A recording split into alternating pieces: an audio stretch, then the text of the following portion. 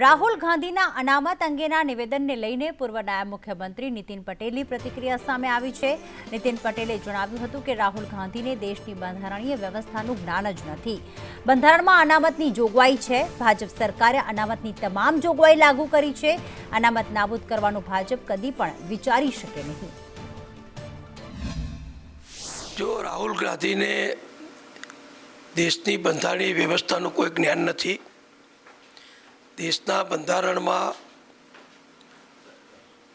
પૂજ્ય ડૉક્ટર બાબા સાહેબ આંબેડકર અને બંધારણ સભા દ્વારા જે નિર્ણયો થયા છે અને જે બંધારણ દેશને પ્રાપ્ત થયું છે એમાં અનામતની સંપૂર્ણ જોગવાઈઓ છે અને અમારી ભારતીય જનતા પક્ષની સરકાર હંમેશા બંધારણીય જોગવાઈઓને અનુસરતી આવી છે।